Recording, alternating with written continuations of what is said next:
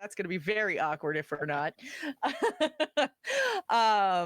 Welcome to Tales from the Tavern. I am Gamer Mom Luna. Everybody knows me as Luna, and I'm excited about tonight's lineup. This is going to be a lot of fun. We've got some great people. Some are familiar faces around the How I Nerd community. Some are brand new to our channel, and are, for whatever reason, decided to come and spend their Thursday evening with me. So yeah, I'm excited about this, and so I'm going to go around and let everybody introduce themselves, and I am going to start with Doc. Let's start with you. Okay. Shake things up a little bit. Oh, do we normally start in like the top left or something, or? Yeah, normally something. I usually change things up and try to start in different places, so nobody ever argue. Knows. Yeah. Right. Well, Bad Doc. Regulars to How I Nerd channel will see me as Anton Varikov from Neural Nexus Zero, showing on Monday nights at 9 p.m. Eastern. Other than that, I do a lot of video work and editing for the channel now, which is a lot of fun. I'm not being held against my will. Please send help. But yeah, other than that, I do some light streaming on the side. I have a small YouTube channel as well as an archive of all my streams over at Doctadoone on YouTube. So feel free to go check them out if you're ever interested. And let's see what everyone else has to say. Nice. Well, thanks so much for coming on tonight. I'm excited to chat with you a little more. Tim, we'll go to you next.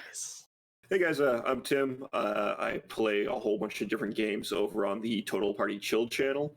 I also do a little bit of miniature painting in my own time on my channel, and I'm in the market for a RP server for Red Dead Redemption. If anybody knows if that exists, I would love for that to be a real thing. Very cool.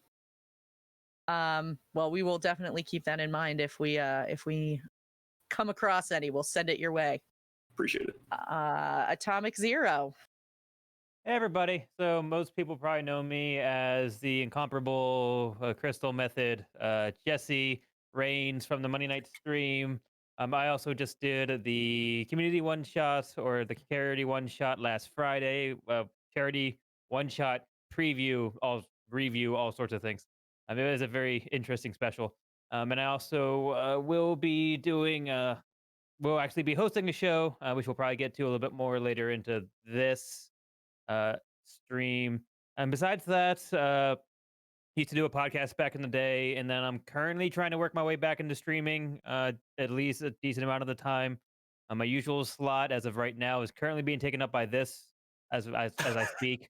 So, but normally, well then, me on Thursdays, but I'm trying to expand it out when I get time. Knock on wood. Well, thank you so much for being here, and I'm looking forward to you getting to share a little bit more about what you've got coming up Absolutely here for How I Nerd. So, Matt, we'll go to you next. Hi, everyone. My name's Matt. I run a weekly podcast with one of my best friends, Evan. We're the VerbalComponents podcast. I also do some streaming now that I have our podcasting name as our Twitch channel name finally, which is a long road, but I finally got it. Yeah. I expect some more streams on that channel. Usually I like to stream like Apex or something like that. But other than that, that's pretty much it. You can find us at PodcastVC on Twitter, and that's pretty much all of our social medias. Yes. And I tend to retweet his stuff out a ton, and we hang out together a lot. So always appreciated. Yes, yeah. And Alex. Hi, my name is Alex. I play Timber over at ParadiceRPG. I am the producer for ParadiceRPG. And yeah, a live stream Twitch channel that plays homebrew D&D 5e. And we host other things other than not too many other things, but than D&D 5e. But yeah. Awesome. Well, thank you all for, like I said, for taking time out of your Thursday night to come and hang out. And so to start off the conversation, this is a question that somebody had asked in our chat a few weeks ago, and I kind of like it because we all know that as TTRPG players, we tend to have our own feelings about collecting dice and, you know, all of that stuff. But somebody wanted to know a couple weeks ago, other than dice, what TTRPG stuff do you like to collect? For me, it's mostly dice trays. I think I have more dice holding containers than I do dice, which is probably a bad thing. I need to like work on that. And then besides that, I'm a big dragon person, so I collect a ton of like dragon figurines and things like that. Me Not really too. TTRPG, even though I have like a cartoony version of an ancient red dragon. But those are probably the two big things I have besides, and also various rule books. Apparently, like 'cause I have a couple rule books for games that I've never played. I just really wanted the rule book. But I still hope to play them, but they're mostly collecting dust. Mm-hmm. Nice. I have the same problem, man. Like if there's a cool looking TTRPG book, I have to pick it up. Mm-hmm. That and like a disgusting number of minis. Yeah, I was gonna say minis are the new thing that I've just started like really getting into, and I'm like, you know, when I backed the Kickstarter, I was telling everybody before we went live, I backed the Kickstarter on Hero Forge, so I now have 2 color minis from Hero Forge that I didn't have to paint, thank God, because I'm Amazing. really bad at it. And yeah, and they came out pretty good. I mean, the colors were a little more muted than I would have wanted, but you know, I mean, it is what it is because it's not paint. So but yeah, I would think minis for me, and dragons. I also collect dragon stuff, so Huge dragon guy myself. Minis, yes. Also art. See art on the back wall there. Yeah. Every convention I go to, I'll commission somebody to do something for my home game of D&D. So, yeah, I got a lot of art, a lot of like merch, like coffee cups and shirts, something like that. But yeah, other than dice, that would probably be it for me. Anybody else? I'm gonna have a very different answer because I don't do a lot of physical playing, like actually Mm. around a kitchen table, because I live in the middle of nowhere. It's very I'm dead. depressing. Yeah. Takes like 45 minutes to get a McDonald's, man. It's insane. Man. Sorry. But yeah, like the answer I would have is characters. Because Oh. no Good answer. no character in mine or other people's ever gets forgotten from my mind. I have binders of old sheets. Nice. I have tons and tons of old online sheets in my Google Drive, and there is just a growing and growing net of old parties and friends that I get to use in all of the campaigns I GM. And That's cool. just nothing is more fun than introducing new players or new people Right. to So people you amazing. probably played a campaign with for 2 years, because you played with that person for 2 years. You know exactly how to play as that character. It's insane. And it's just one of my favorite little tropes is sneaking people from other campaigns into my newer ones to meet people who have never met them before. That's And just fun. sharing that love for those characters I have with them. My obsession is more so making things accessible for people. So it's not so much getting like dice thing. It's like, all right, well, I can like make a program to do this, and then like, here you go. Here's a dice thing. Here's a what's it called? I one time I made I don't know if you guys ever played the old Fire Emblem system, but I was like, oh, I want to make a TTRPG of like the Fire Emblems. Amazing. It's very gridlock, but I made it via like a pro. I didn't make like the actual graphics or anything, but I made a whole system that used the Fire Emblem system, of course altered a bit, and I was like, how do I portray this to the people that I'm playing with? I was like, okay, well, I gotta make something that's accessible to them. That, and like, I always love the idea of like playing in. I have the same as Dr. Jack over here. I'm going to refer to you as Jack to Jack. You know, I'm not really near people to play. Just drop the R. Yeah. D-Jack.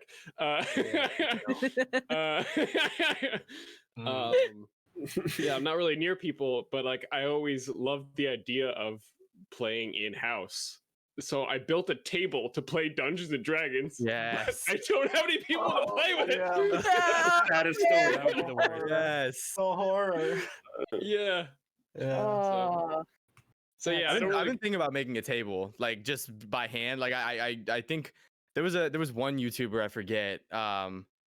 Taking 20. He built a table with like a TV in it, and he put a yeah. You've Those are seen cool. that? Oh Yeah. my goodness. And it seemed like relatively easy to do. And then school hit, and I was like, I forgot about it. But you've just reignited my passion to go back and build this table. I think I saw the same. Sorry, cut you No, off. go ahead. I think I saw the same video, and Yeah. our DM or Sean from Paradise, he was like, "Yeah, I want to get like a wormwood table." I was like, "Dude, those things are super expensive." So and then I just became expensive. like in my head, just obsessed, like I need a table. I need Oh, a those table. are I need a table." insane. And then so I was like, you know what? I'm building a table. So Oh, I bought I all the love those tools, tables. and then I built a table. That's awesome. I You've wish I inspired had me. Yeah. space and then all the, all that stuff to build my own table, but I do not. I saw one time that I was like, this would make an awesome table, because what they did is it was like a super like split piece of wood, and so they poured resin in it. Yep. But they lit the resin. River tables. Yeah. And I was like, Amazing. oh my God, I want one of those so bad. Sick. I'm like, if Yeah. I could take one of those combined with what wormwood makes, man, I would be in seventh heaven. Oh. Yeah. Ah. After spending so much time like building that, like learning to build the table, I was like, wait, I could build this resin table. What am I doing? Back in time. But I was too far in. I was like, okay, all right. Yeah. Finish this one. Well, we've got a couple of questions that have already started coming in from chat. So the first one, I'm going to apologize because I'm probably going to butcher your name. Is it Chipsuke or Chipsuk? That's my co-host. Okay. How do you folks feel about D&D Beyond? So good, yet so bad I sometimes. knew that was the question coming. I actually haven't tried it yet, besides some like random Google searching that brought me to the website for like some base information. But I've never actually tried the interface at all, at least just yet. All my players use it for my Wednesday game, even though it's in Roll20, but I think just about all of them use D&D Beyond, so I should probably get on it. It's on my to-do list. I keep on wanting to try it. I just have yet to make the jump. We have made the jump, especially since we were all in person. I've never played an online game in my life until COVID hit. So we would all make the drive from wherever we were to go play every once or twice a week. So we all had to kind of start learning. But we had the master subscription to D&D Beyond, so we all got the alpha access to the encounter builder, to the dice roller. The dice roller is amazing. I think it's really cool because you can pull up your character sheet with it, and you click whatever you're rolling, like whatever stat you're rolling, and it rolls the D20 on the screen for you, and then adds it all up for you, and then it's right there in front of you. I think it's really amazing, the interface on it. However, they don't have an option to just have the dice roller. You have to do it on a character sheet. So like there's not a little place that like me, who DMs constantly for groups, can use their dice roller, which makes me infuriated at times because I feel like it would be so easy to make it just its own separate program.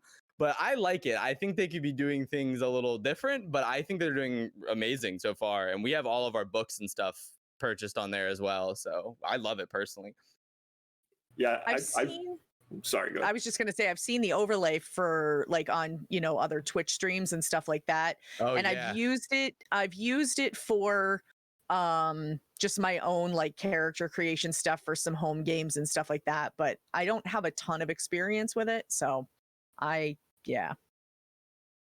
I like it a lot for like character creation, but I think Roll20 Yes. just overall does a better job like of actually playing the game online. So I mean, it's kind of like a double-edged sword. You kind of take it or leave it depending on what you're trying to do. Yeah, I mean, just with it, I feel like, especially with like the character creator, when I was just I think we had to we tried to build the characters for my 5e game in there just so we could use that Twitch overlay, just because we stream our games. But we actually play in Roll20, and I just remember having it be, it's like, oh, you can't select this feat because you haven't paid $30 for this book, and and I just feels as like I own the book. I don't need this, and I just feel like a lot of it is paywalled to be exclusive to this. So even if you have like tabletop resources, like actual physical resources, if you have PDFs that you bought online, if you haven't bought them on Beyond, it just kind of cripples you using Beyond.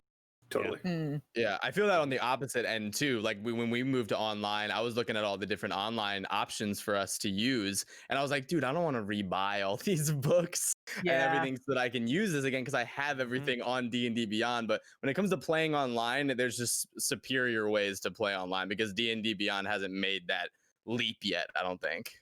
Yeah, for sure. Yeah, I really like D&D Beyond. It's of course it's like exactly like you said. You need to pay for the resources, which is sucks. But I think it's very user friendly. I find it. I've been running recently a campaign for my my siblings, and I have a lot of siblings.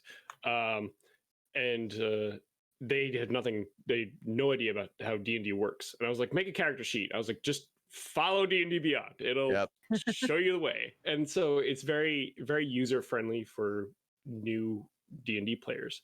Roll20 requires you to have a lot of knowledge prior, and like to have read the book and actually be interested in D&D rather than somebody who could just like pick it up on a fly. And what's also great about D&D Beyond is if you are a subscriber and you own all the crap, you could just kind of give. Yeah, that is stuff. true. Which I mean, but going back, like you still have to pay for all the crap, even if you have a physical copy.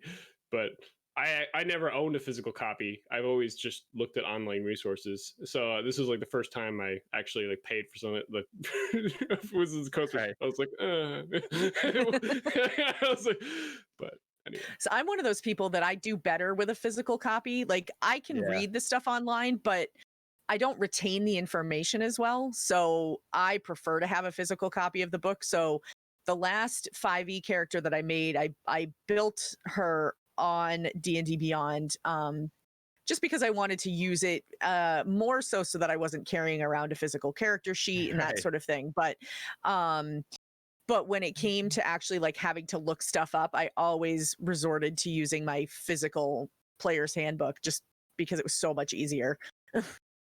Plus, the pictures are prettier, you know? Yeah, totally. That's fair. They're always pretty in person. Yeah.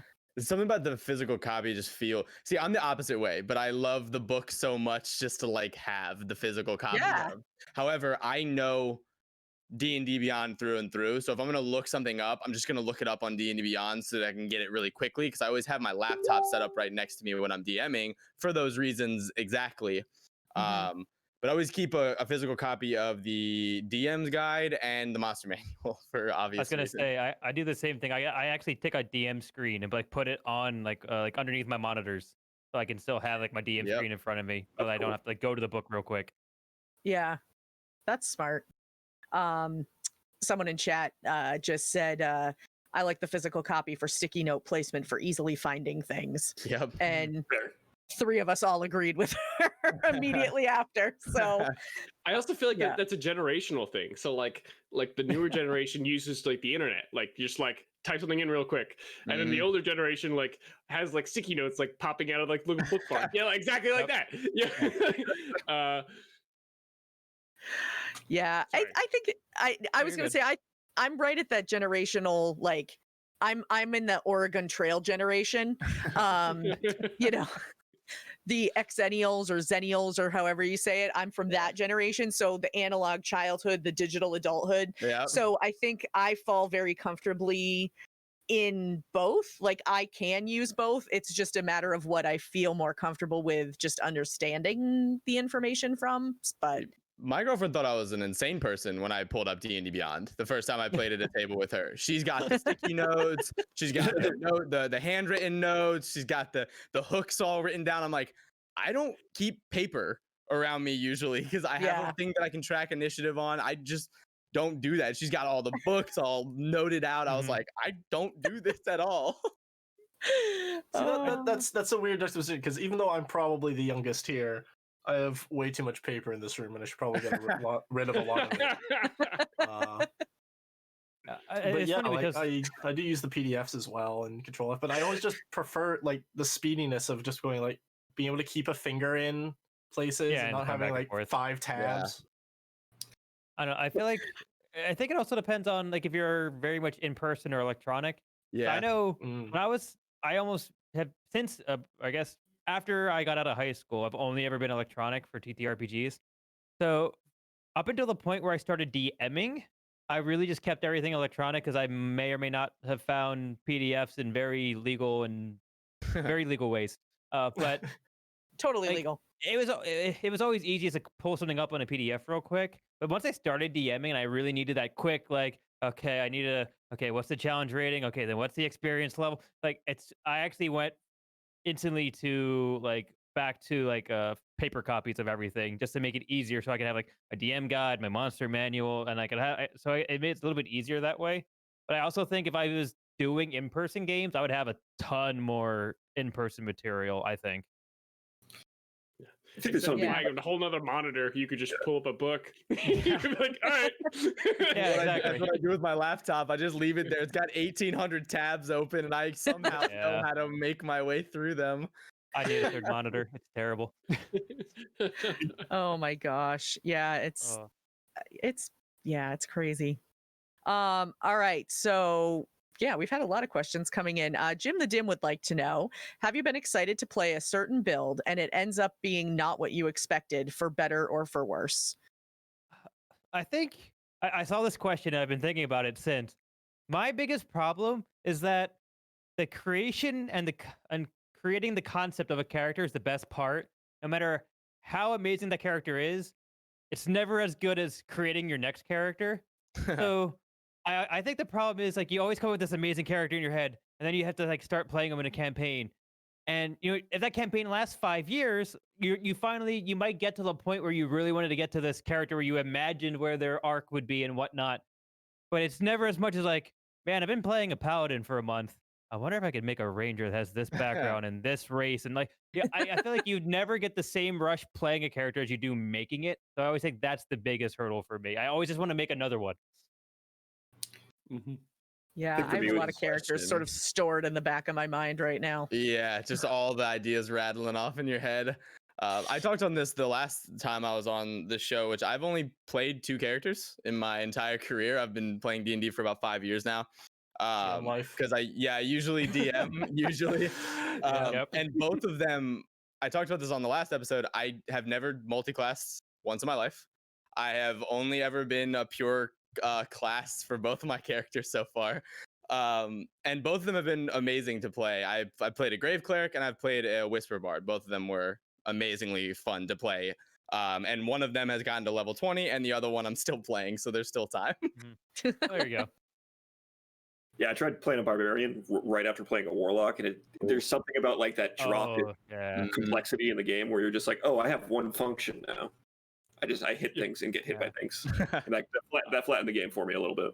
Yeah, I think it's funny as like your knowledge level goes up in the game, the less you want to play like a dumb character. It's like it's funny. Like I love playing barbarians, but yeah, it's the same thing. Like after a while, like if I play a barbarian, I have to make them the most zany, over the top, quirky ass character, or like just like an edgelord, because you get all your enjoyment then comes from how you roleplay them. Yep. It's not really from like, because the combat's the same thing. You rage and you smack things as hard as you can. There's a little bit of like enjoyment and less like a satisfaction where you can just like take a ton of damage and just not care. So like that's really cool. But at the same time, I do agree with you. Like it's after a while you want to get the more complex characters. Where like, okay, so what spells do I need, or what am I, you know, what range am I at? Am I stealthing? Like all this other stuff. But yeah, no, I would agree with you on that one. I mean, I'm sort of at a weird, different sort of thing, because my first time playing, was on something that was completely homebrewed, like entirely not by a company. It was made by random people that we also completely homebrewed the moment we got the system. Oh god. And I had that character for like 2.5 years. Mhm. And that has pretty much set my bar for having characters is I don't make backups. Oh, I don't either. Yep, I do not make a backup character. My DM keeps joking. It's just like, oh, I hope you have your backup ready, and it's just like, nope. This guy's living to at least level 20, if not further. I don't know. I feel like sometimes yeah, go on. but it's not really your decision though, you know. Not all the It time. is. Oh, it is. Right. Like I am loyal to my characters. Yeah, like No there's cheating. we've had like situations where our warlock gets like off on their own little adventure with someone else, like with a new player, and it's just like this person has been in our party for like 2 days, and she's already like risking her life to save him, like because there were like three out of like 6 in this like close quarters encounter battle, and it's just like just run, because like that's me. Like what am I? I'm like a level 8 druid with 1 level in cleric. I have 90 hit points. It's insane how beefy my druid is. Right. And I've considered taking the tough feat just to make him beefier. I don't. Yeah. I never get emotionally tied to a character, but I think that also comes from the fact that I've played a lot of TTRPG systems where like going into it is like you will lose characters. This is a tough game. Yeah. You will probably die. Monster of the week. Or yeah, like or like Dark Heresy or anything else like Yeah. that. Like you could get murdered at a high level on one roll in a in certain TTRPG systems. So I've never like terribly like I never hate when a character dies. I might hate the way they die, but that's about it. Like if they're gonna die, I want it to be something like flashy. I don't want it to be like something like I tripped over my own like stupid feet and then like I rolled down into like lava or whatever else. You know, like those kinds of things. Yeah, you didn't detect the trap, you know? Yeah, or like something stupid. Been there. 5th level Yeah. fireball. Oh god. Yeah. I didn't ask how big the room was. I said I cast fireball. Yeah. I've been in too many of those situations because of how reckless my first character was. Oh yeah. That's the fun part of it. Yeah, just that same druid just got hit with so much crap. I think it was like level 6. And it was because it was like lots of people versus like one big evil guy. This guy was very high level. And like my level 6 druid got hit with Finger of Death and Feeble Mind. Ooh, two of my favorites to throw at my They're the party. best. And the yeah. DM was like so happy. He's like, okay, so your body turns. No, I'm not dead. Like he was already like planning to turn me into a zombie and start hitting people. I was like, I'm not dead. You need to You hit had like harder, 3 or dude. 4 pages of notes just for what your zombie corpse was gonna do when you were Oh, dead. yeah. And it's just like your Finger of Death wasn't enough, man. I'm only at negative 57. You need to hit harder. Amazing. Oh my gosh. That's funny. I've bad experiences with Finger of Death. I was playing in a campaign years ago, and I've told this story before, so some people may have heard it, but I was playing in a campaign and I was playing a centaur, and my character was the only one that was strong enough to open this sarcophagus in a like a cavern that we were in. And so she marches right over, she opens it up, out casts a vampire, slay living. And I was like, oh man. And I was so mad. My ex-husband was the DM at the time, and I about rage quit the game. It was so bad. Not one of my finer moments. Yeah, been mean enough to do something similar, and I hope he's in here to hear this story. But he found one of our players found a book, and it didn't have a lock on it, so he just opened it up, and in the pages was a delayed Finger of Death essentially, and it completely wiped him. And man. I felt so bad about it because all the time my wizard would always detect magic, always do this, always do that. I thought it was going to be a cool little thing where they could be like, oh my goodness, look at what almost happened. And he was like, I opened the book. I was like, oh no. I guess I'm going to have to figure this one out. Best laid plans. Yeah. Can't walk it back. Right? Oh my goodness. I'm gonna grab another question. Like I said, people have been dropping them in like crazy. Amazing. Patch would like to know, Ooh. not sure if it was asked, but are there any house rules that you've created that you like? I mean, that kind of question answers itself. Like, the reason we Yeah. create house rules is because we like them. Yeah. We don't like the main rules, so we make house rules because we like the house rules because we made them. But Or you've been I bullied seem by your players so much Yeah. that you've been forced Yeah. to make Yeah. a house rule. I feel like a better thing of that question might just be: do you have any favorite house rules? I have one, I think, but it's the same. I mean, it's the same way that they do it on, and I got it from them, which is the way Critical Role does potions. I Yep. like it better Love it. than the way that it's written in the book, and so I do it that way. Which it's an action to give it to someone else. It's a bonus action to take it on your own turn, and I like that a lot because I know, and from the minimal characters that I've played, I know how frustrating it is to get to your turn after 6 initiative rolls and just to have you take a potion and run. So I tended to adopt that one because I like Yeah. it better. Going off of that one, just with potions, this, as much as that's a quality of life one, I like this one as just like a fun roleplay one. Is if you take a health potion and drink it and it overheals you, you take that damage back. Oh, interesting. Because Oh. like it heals you more than your body could take, and you start getting like Interesting. too much blood. You start growing tumors. That's really cool. I Oh, like that really one. like yeah. that. Matt's taking I do notes. like that. I am taking notes. Sorry. Yeah, That is actually a good one. I remember seeing it in a post. It's just like, that's awesome. And ever since, so like there's this level 2 bandit. He drinks like a potion of greater healing, and he just dies like from drowning in his own fluids. Ah. He takes insanity damage. Interesting. Jim the Dim says also adding to the notes. Yeah. That's just a fun little roleplay one as opposed to quality of life one I really enjoy. That's awesome. On the West Marches, I think they did a thing where you as every time you took a short rest, one character had to do a flashback. I thought that was kind of a cool. Oh, Little that's a neat thing. idea. That's Yeah. cool. That is. Interesting. One. That's actually something too that would be really cool. Just thinking about, we've had this conversation. I know I'm in both of the tabletop tavern campaigns here on the How I Nerd channel, and we've talked in the past, one of the groups, about like when we're when we're at camp for the night, what do we do?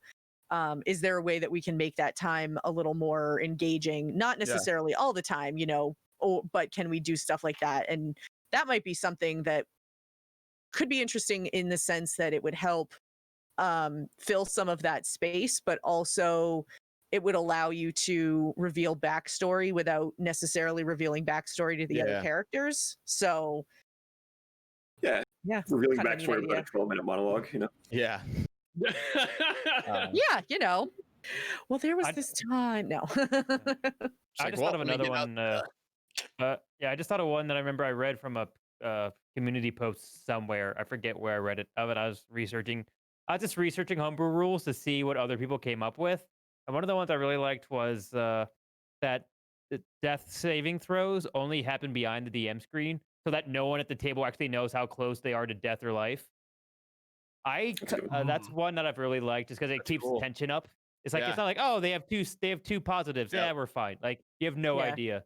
I have a That player was that one of the does ones I that really too, liked. and it's extremely unnerving to know. Like he'll roll and he'll look back up at the table and go, "Okay," and then we move on to the next initiative roll, and I'm like, "What'd you roll?" And he's like, "We'll figure it out." I was like, Yeah, you'll find out. Yeah. Man. Going off like that, it's not really a house rule, but more GM things is just like, I don't like telling people what things are, because veteran players or people who have the internet will just immediately Google creature name. Okay, it's weak to this, Oh, this, yeah, and yeah, yeah. this.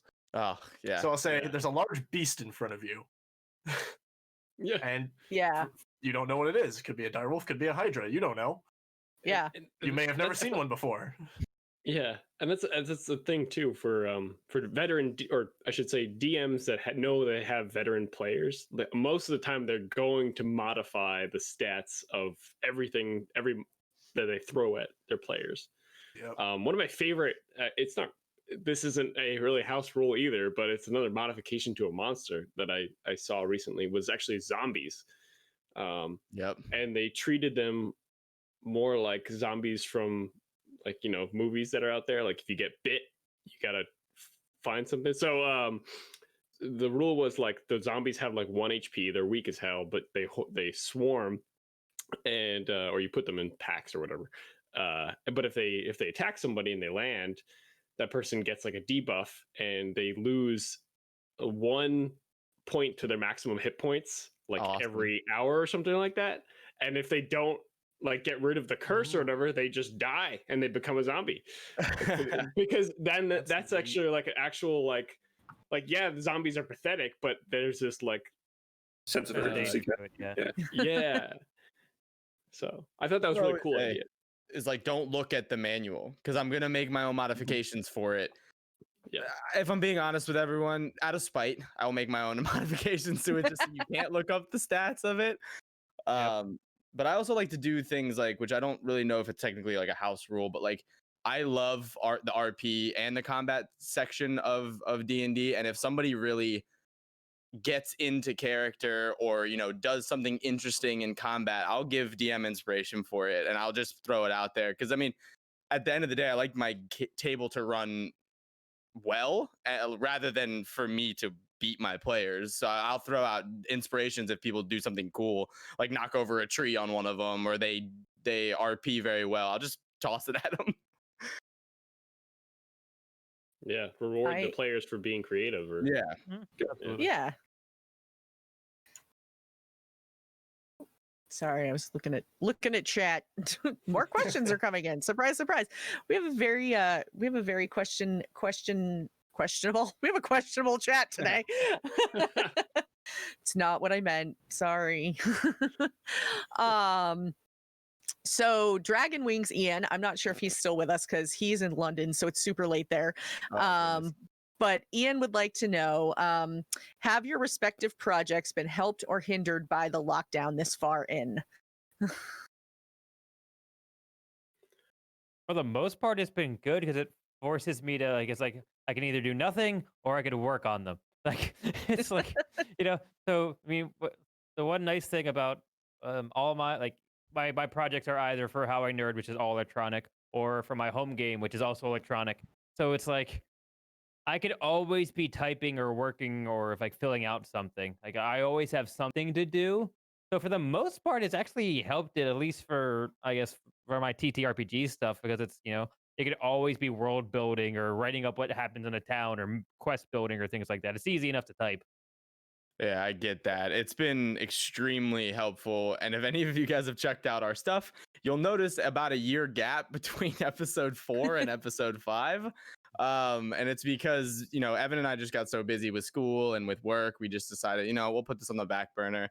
And then when quarantine hit, I still had work in school, but my school went to online, and then I got all my hours done at work on 3 days of the week. So like said before, there was not much else that I had to do other than record and try to grow and meet people in the community. And I mean, it's taken off like more than we could have even imagined when we keep a schedule and we allow our audience to bully us into recording, because that's the only way we can be held responsible. Yeah, I think if anything, it's all of us electronic people, like it just kept us at home. So it's like, all right, well, what else am I gonna do? So I'll just work on D&D stuff because I know that's like me. I'm like, I've been working from home. Like my job has gone remote for the last 10 weeks. And so I've been working from home. So I literally move from one place in my house to another place in my house and start working on all of my like How I Nerd stuff or doing a stream, or occasionally I take a break to feed my kid and check in on her and make sure she's not dead or anything like that. But, It's definitely been a double-edged sword for us because we were an in-studio game, and we had to learn how to start streaming. So it's like, I think one game, like, it's still really frustrating because we had this huge group of 7 players, 1 DM, and trying to do that remotely is almost impossible, I feel like. Yeah. So we had to break it up into 2 different groups. So I kind of miss playing with my friends in that group and everything. But we have a City of Mist group that we play every Monday, and not having to use a studio is hugely beneficial. We got to double the frequency we played, and it kind of just worked better via stream because you get the little descriptions of all your roles in the sidebar. Yeah. So people who weren't already familiar with the game kind of got to read as you went along. So little column A, little column B. Yeah. And I know, Tim, you had mentioned too that you guys have been doing some fundraising and stuff. Yeah. So, I mean, that was the other thing that's really cool about being able to stream online and kind of, I guess we did some fundraising in studio, but to be able to like have the hyperlinks super accessible and super easy for everybody to kind of point out the screen, it makes it really easy. And being in a studio, it's really hard for everybody to like watch the screen and watch those, fundraiser bars fill up. But being like sitting here at a desk and like watching my own computer screen and like watching the donations roll in was like a really, really cool feeling for us.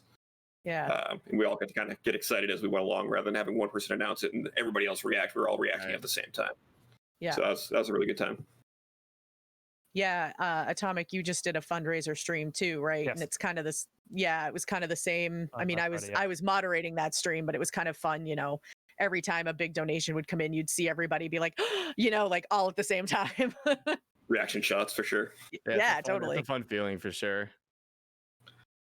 But yeah, has anybody else been doing anything like that, or have they had to change the way that they've been playing because of quarantine? Or Definitely changed the way I've been playing. Yeah. With our home group, like we've been running a campaign for the last 4 years now. And with the same, we've only had one player character death. We've run with the same people. It's been really amazing.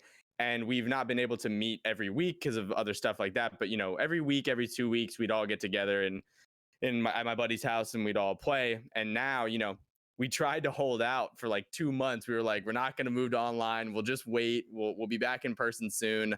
And then, stuff started to kind of hit the fan and it kept getting worse. And we were like, I think we're just going to have to bite the bullet and try to figure something out here.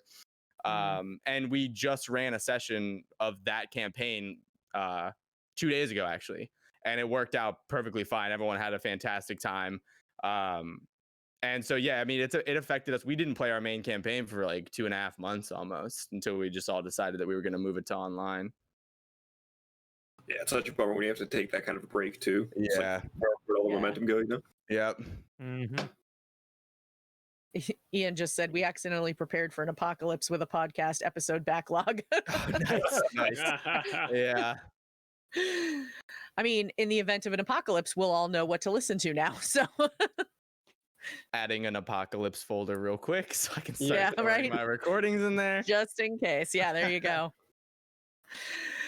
Yeah, it's I haven't gotten to start listening to it. Ian was on the show a few weeks ago, and he does a podcast, and I could just listen to it for hours anyway because being from the United States, anybody who talks with an accent sounds really cool to me. And like I said, he's from London, so I could listen to it start to finish in a day, just because I'm like, oh, that sounds really cool. Yeah, a breaker says accidentally apocalypse proofed.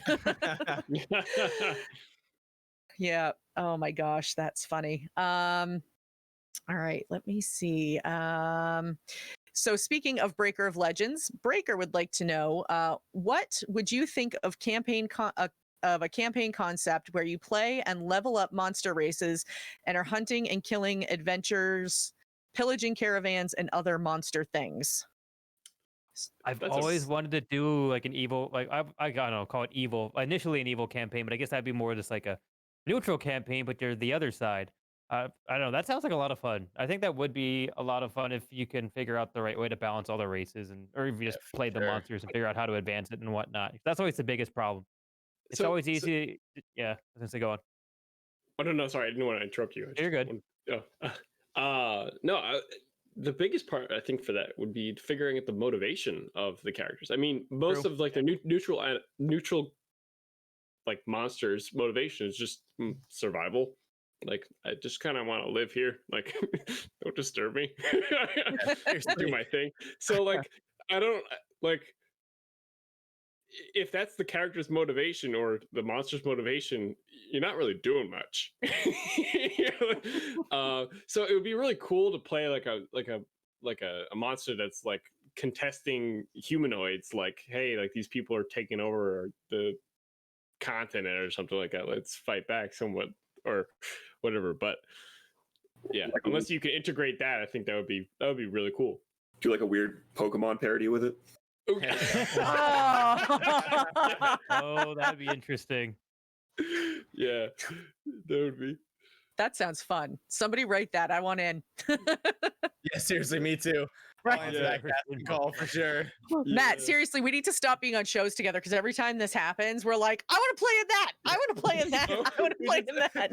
We just start rattling off insane ideas, and both of us go, "Damn, that sounds pretty fun." Yeah, sign me up. The last time Matt was on the show, we ended up deciding that we were going to be part of a campaign where we play a bunch of mouse folk, and we have to fight off a Tia Cat instead of Tiamat. So Where that idea came I thought from, they- I ran that before I I graduated know. from college. I was gonna say I thought they had a mouse TTRPG. They have an unofficial mouse race that is amazing. Yeah.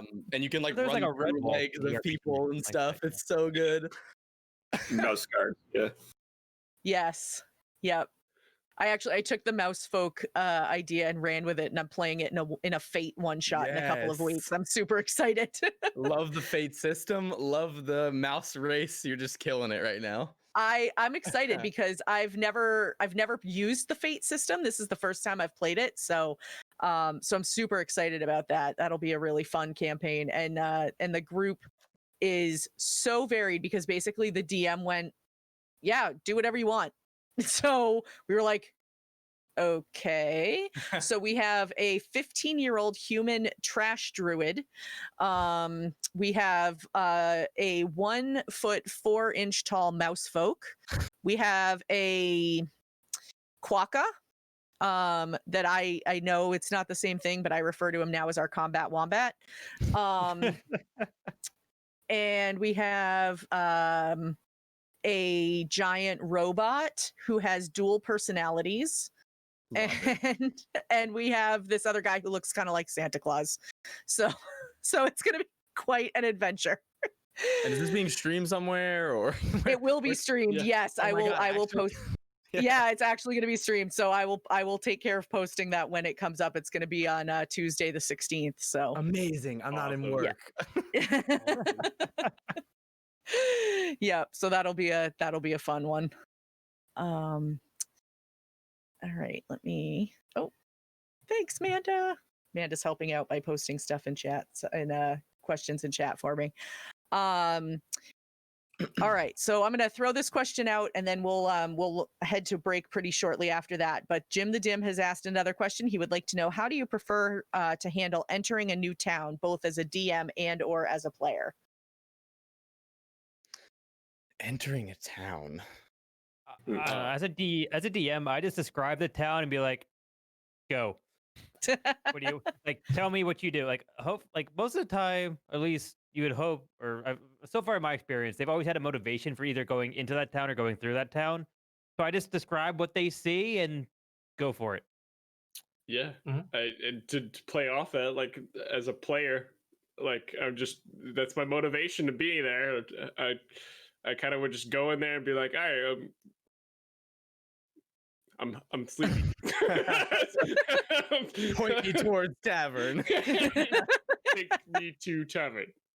When it comes to DMing, what I like to do, and this is something that I struggled with a ton when I was DMing. I always thought I could do a better job at it.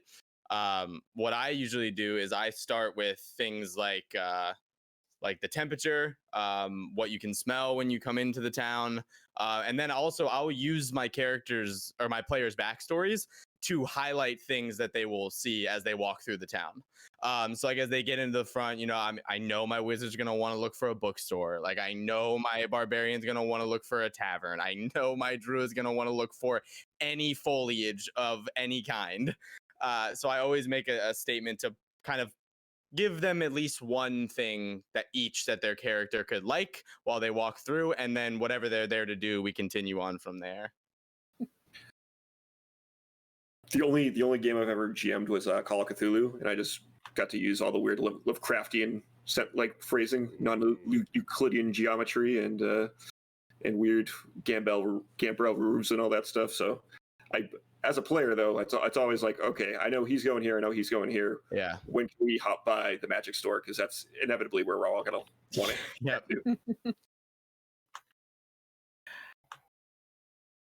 Yeah. I've never DM'd a game, but I guess normally when I go into a town as a player, I'm pretty much one of those, like, I guess it really depends on like the time of day and how long we've been traveling. Because if my character is, you know, we've been traveling for a while and it's kind of late and, you know, whatever, then she's usually like, point me to the inn, like that's where I'm going. If it's earlier in the day, then she might like do some shopping or, you know, just kind of walk around the town to get a lay of the land, that kind of thing. So. And that's kind of how I build NPCs too. Like, I mean, you see the people that do DMing at high levels, you know, and they're, you know, very famous in the community. And you're like, God, how could they have all those notes just like ready? Like, how do they know what they're going to do? I don't know these things. I'll spend a lot more time crafting the buildings and the NPCs that I like know my players are going to want to go to. So like they're going to look for a spell shop, they're going to look for a barracks, they're going to look for an armory. Cuz dude, these towns are massive. I don't know any, like I'm not going to be able to plan it all out. But I can be ready when I know that they're going to go to a certain place that they always go when they end up going into a new town.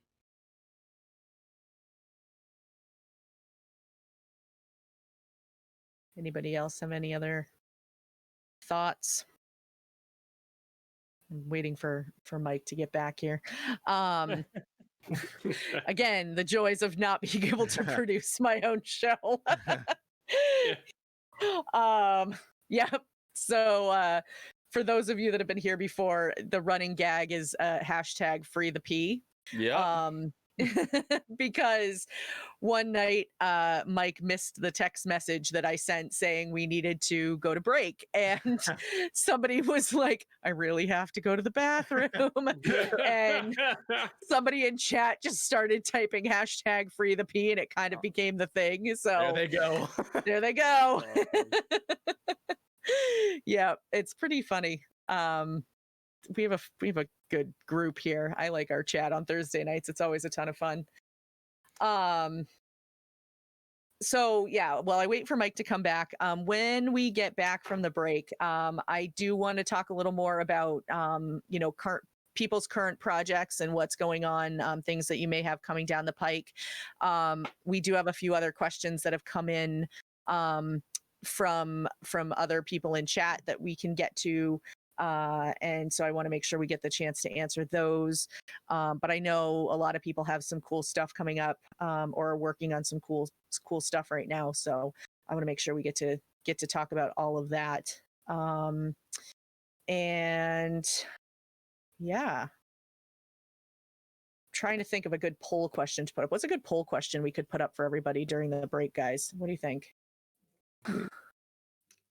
What's their favorite style orange juice?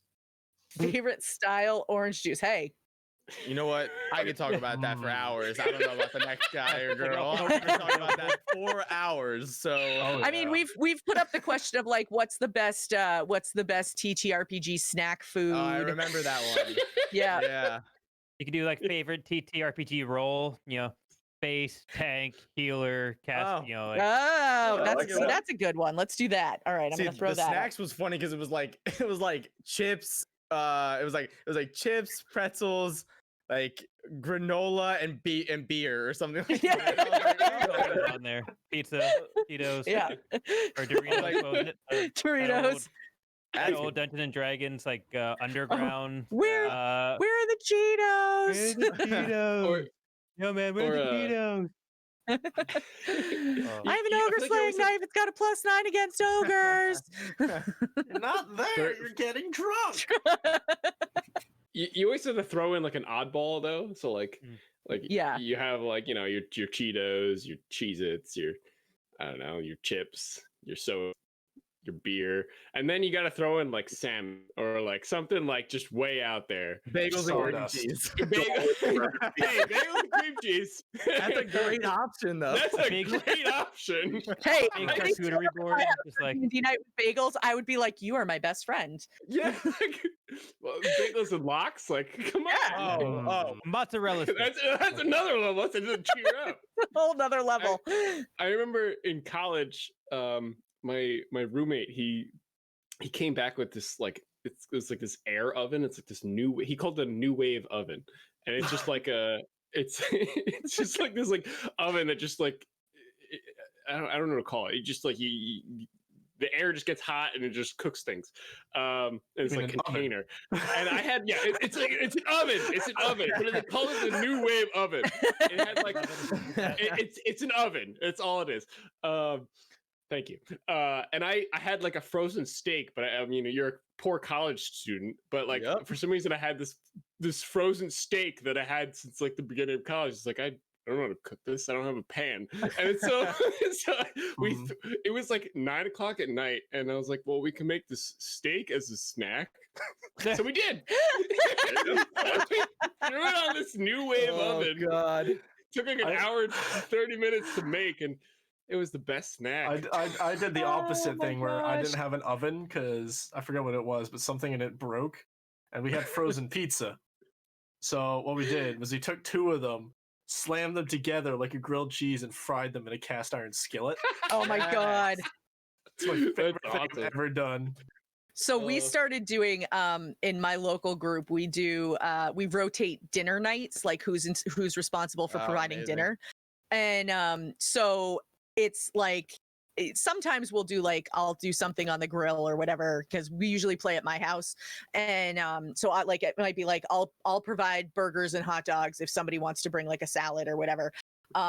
But I will never forget the night one of the players showed up. It was his night to be on dinner, and he shows up with a platter full of pancakes and bacon and sausage, and we were like, yes. Breakfast is my Oh. favorite meal That dude is me. ever. Oh, Yeah. Me too. I was so excited. oh, All man. right. Well, I've got the poll up and running. So people in chat, if you want to go ahead and answer that, looks like we've got a few votes in already. So very cool.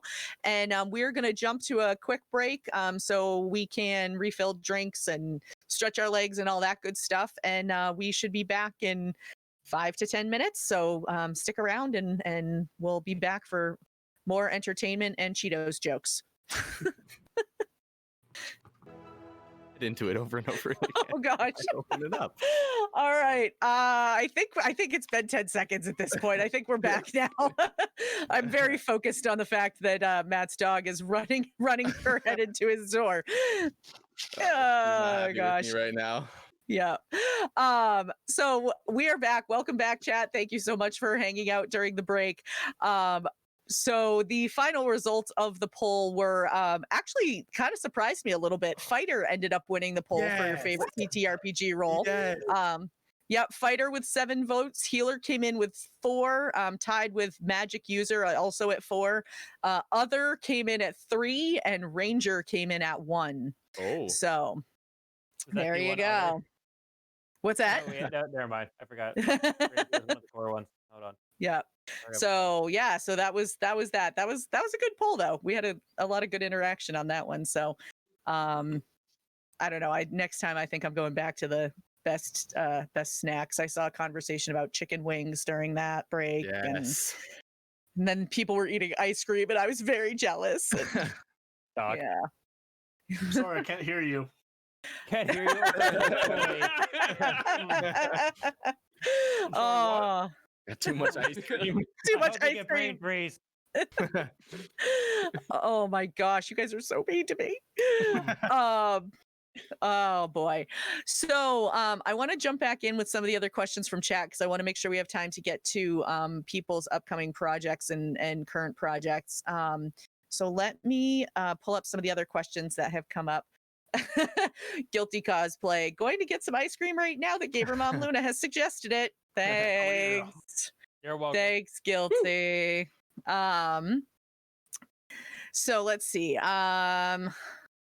David Tilstra would like to know, when coming up with characters, do you make a backstory first and then fill in the race and class, or do you pick the race and subclass and then make a backstory to fit that? Whichever comes first. Yeah. I mean, I've gone to that point in writing where I'll either have the idea and then I'll build the character around it, or I'll need a character and then I'll start writing. I guess for serious characters, I would say backstory first, and then I make that fit, and I'll just, because to be honest with you, I mean, I feel like any backstory can work with any of the wide variety of races that we have at our disposal. So I like to write what I want to play, and then I'll just figure out what I want to play race and class wise from that. Yeah, the problem with me is I tend to play the fill role, so my choice is usually dependent on what everyone else picks. Regardless of that, we still ended up with 2 druids in our party. But... Happens. Yeah. I usually. Oh, I'm sorry. Go ahead. Oh, no, go for it, Tim. I was just gonna say I usually try and like build the most cliche character I possibly could and give it the most like obscure backstory to kind of match up with that. Yeah, I think I almost always do backstory first. I was just thinking about it. Like I always come because depending on the game and the person running it, if I'm not running it, like sometimes I'll come up with a backstory, be like, okay, what area of this world or what town or what city does this make sense for? And like, okay, so then what are the races found in that city? Like, what would it make sense? You know, it's like you don't want to be like. So I tend to like do backstory first, and then I'll figure out all like the physical specifics afterwards. Probably most of the time, but every once in a while, I'll be like, I haven't played this race in a very long time, or this class in a long time, and I'll just kind of like then build off of it from there. Yeah, I think it just comes with experience. I feel like more veteran players will just like P is priority. I think when first start playing the Dungeons and Dragons, they usually gear towards treating it like a video game. So it's like, okay, well, what character do I like? What class do I want to play? Like, but and then eventually, just the RP becomes more important. So I think, yeah, depending on how experienced you are, I think almost the backstory almost always comes first. And I think it's a kind of weird chicken and the egg thing where, like, does Dungeons and Dragons kind of inform the fact that you're going to play it like a video game, or does the fact that with so many video games make you think you're playing a video game when you're playing Dungeons and Dragons? Yeah, that's a great comparison. Exactly. Mm-hmm. Yep, that makes a lot of sense. I think for me, it almost happens at the same time. Like I create the I create the backstory, and the race and class come while I'm creating the backstory. Yeah.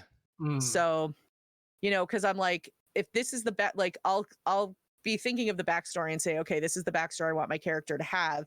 And then sort of as I'm flushing that out, it might say, okay, well, yeah, it would, you know, my character Evie that I play on Wednesday nights, for example, is a prime example of this, because I'm like, okay, I know that I want her to have this background, and I know that I want her to live in this type of town.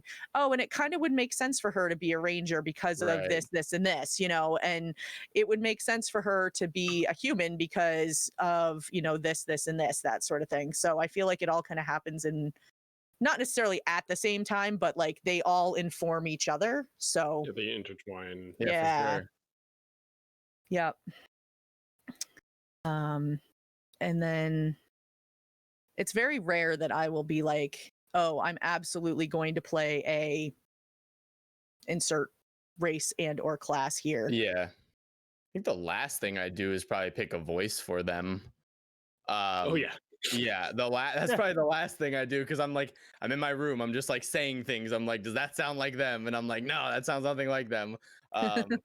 But at the same time, since I have an extensive amount of DM experience, I like to test my voices out with characters that I run.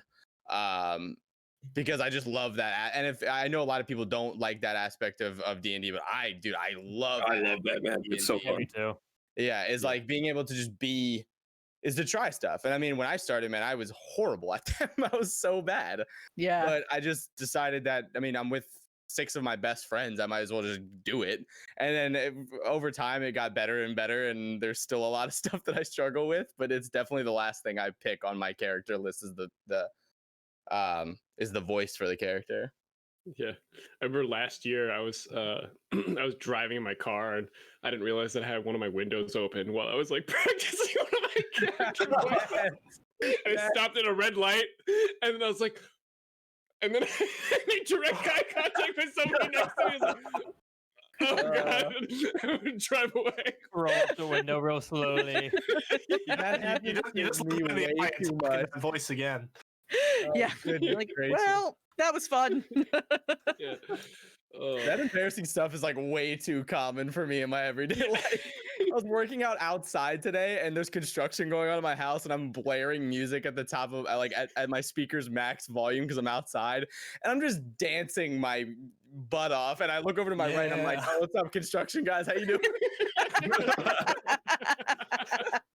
Don't join in, right? You want to listen? Listen, you guys request on this. You guys Right? wanna join in. Let me see if I got that on my Spotify playlist. Everybody, YMCA. Oh goodness. Oh my gosh. Yeah, I'm definitely guilty of stuff like that. Oh my goodness. Decider, thanks for the raid. Thanks for stopping by. Have good food. Hope your stream went well. And let's see. Everybody's greeting him. Hi. Yeah. So let's see. Somebody else just said something in chat. Now I've lost it, but oh well. Okay, let's see. So Patch has also asked, and then I'm gonna tag that along with a question from Guilty Cosplay. So Patch specifically asked, "What's the system you haven't played that you would want to play either as a one shot or a full campaign?" Guilty has also asked whether or not there's any like outside of the norm TTRPGs that anybody's interested in or has played before. So I'm gonna combine those two together. So I've never played it. I played the Fate system, but another system that's not as structured, but so when I say not as structured, I mean like D&D 5e is a very, very systematic system. So it's got like a lot of components to it to make like battles, and there's just a lot of mechanics, I will say. A lot of other TTRPGs aren't as developed. You need to be very developed to have all those mechanics and stuff like that, and play tests and stuff like that. Everything else is kind of role play oriented. Yeah. So one of the ones that did me the most from our other Paradise member, Tim, who's been on here before, who plays Cal. He introduced me to a TTRPG called Hillfolk. And I read a bit about it and it seemed very, very interesting. And it's almost like you're just creating an entire story with your friends. It's like, it's barely like any roles or anything. It's just like, it seems like mostly improv. And I was like, that seems like it could be kind of cool. So that's what I've been mostly interested in. Sorry for kind of rambling. No, you're fine. So I guess I have answers for both of those. The one I've wanted to play, probably the one I want to play the most that I haven't played yet is probably like Vampire the Masquerade. I've always wanted. It's been something I've had my eye on for a very long time. I've always wanted to kind of get into I forget the Vampire Earth or whatever it's called, type of like RPG setting. I played the games, but I've never done the tabletop, and I've watched a couple of streams on it, watched a couple of series on it, and I really want to try it out. One for like that's maybe not as well known. I'm not sure if I said this the last time I was on or the time before, but another one I really like that I've been wanting to get into. It's called Coriolis. It's like an Arabian Nights space RPG, Cool. and it just looks really really cool. I love the art. I love the like thematic nature of it. I like the art style of it, and I like this kind of where it's coming from. But that's probably going to be another one of the ones that I really want to look into. When it comes to systems, I mean, obviously the most one that I've played is 5e. That's where I've dumped most of my time in is 5e. It's very digestible to new people, and since I only started about 5 years ago, I guess I'm not new now, but at the time it seemed like the easiest one to do. I've played Monster of the Week and I've played Fate very minimally, and I don't know if this is like a basic answer or anything, but I would love to get into more Pathfinder stuff. I think that the level of control and stuff you have in Pathfinder, Evan and I talked about this actually, I think last week, with what you can do. It seems like, it's a lot to learn, but it seems very rewarding to play. So I would love to get into more Pathfinder stuff. I think for me, the game I'm sorry. Go ahead. No, go ahead. I was going to say that the game I'd love to like try, this is kind of a generic answer, is anything that's like powered by the dark. Blades in the Dark looks like a really cool system to me, and like any of the offshoots look really, really fun. Right now, actually, with Guilty, who asked that question, we're playing a game called City of Mist, which is this weird mashup between Powered by the Apocalypse system and Fate. And it's super, super cool. Nobody has any stats or anything. It's all tag-based, and been having a lot of fun with that game. Did you guys ever see the one-page RPGs? Like, Yep. Yeah, there's one called Crash Pandas that looks like. Oh yes, it is. Yeah, it's amazing. I saw a amazing. stream on that. Yeah, It's interesting amazing. one. Yeah, I actually, Ian, who was in chat earlier, the guy that I was talking about, who's in London, writes a bunch of one pagers, and so I'm getting ready to do one with a few people from around various communities where we're gonna play Wizards and Wagons. Yes. Oh, you mentioned that to me. Yeah, so we're fun. gonna try playing that. Just something off stream. I've never DM'd before, so this will be sort of my first foray into any type of DMing. So I'm kind of excited about that. So we just finished getting our group together for that, so I'm excited to give that a try. We had a local game shop up near us, near where I went to school for undergrad. That the shop owners used to have they used to write the one pagers and they'd put them out for sale, but they'd be like $1 or $2. It's basically like you donating money to the shop to keep it open, because that spot was an amazing place for a lot of us to get our stuff on campus. That's where everybody went to get their stuff on campus, and some of the stuff was just amazing. And if I could find some, I'll DM you guys separately, because I'm sure I have them somewhere in my old college stuff. But oh my goodness, they were so creative and so fun. I love those little one pagers. They're so good. Orcris 86 says, has anyone here played Moose Trip, a game about being a moose on psychedelic mushrooms? Oh my God, no, but yes, please. Can we? Yes, please. I haven't, but my DMs are open, and my So, Orchrist, we'll touch base. It sounds like I've got a group for you to try it out. Yes, please. That sounds awesome. Do we have to get some yourselves to properly play it? I was like, are we method acting this, or what are we doing? Yeah, how does this work? What is this on my head? It's a crab. $6 right now. I see somebody run off screen. Guilty. Tim, please run this for us. Are we at the table still? I checked out about 20 minutes ago. Oh my gosh, that's so funny. You guys are trapped in my monitor. I need to get you out. I mean, I thought we were playing a video game this whole time. Are we playing? Dude, whoa. Oh my gosh. Your hands can touch everything but themselves. Oh, it's like the Matrix. You actually are a moose on psychedelic drugs. Whole time. Human, yeah. She finally found the red pill. Oh God. Has my whole life been a lie? What's It's one big VR game as a moose. Yeah. Oh. Humans, the experience. And now that we've gone completely off the rails, I love it. That's fantastic. And Nate is elsewhere has just linked it in chat. So there you go. Thank you. Oh my God, I know how my next 2.5 hours is gonna be. Right? Yeah. Oh, fantastic. I love it. I was like, well, I haven't played, I've never played the Fate system. You know, I'm thinking of that. And then somebody else in chat was like, I really like Pugmire. And I'm like, oh yeah, I just learned about that one and I really want to play it. So This is Yeah. I'm just looking at that real quick. It has some pretty interesting write-ups as it is. Like, how would you describe your moose's presentation? Fluffy, tough, resplendent, polished, or a dirt chick? I was like, what? I was like, where did dirt chick come from? It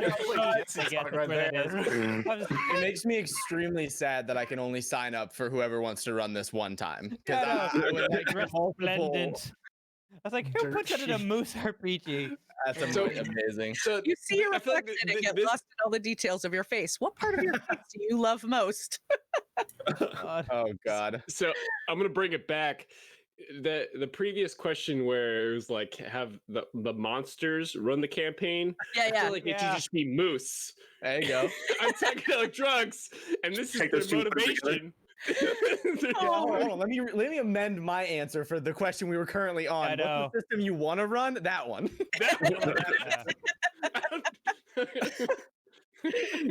Oh my gosh.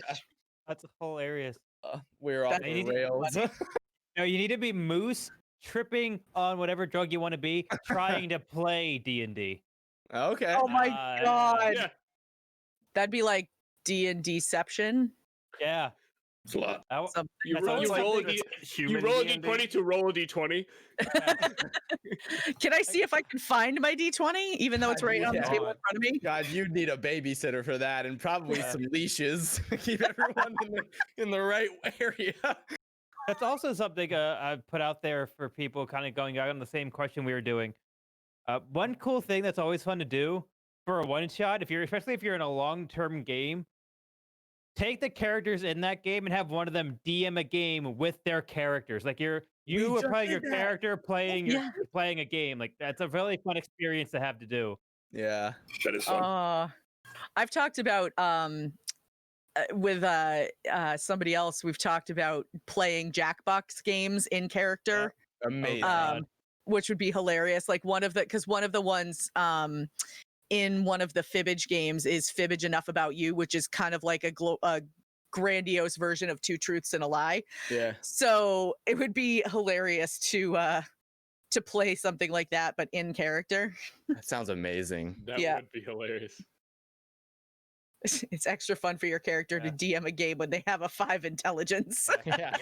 I was actually I was gonna do that with my like a very stupid dwarven barbarian, a dwarf pirate barbarian. I was gonna have him DM a game and just see how far off the rails it went.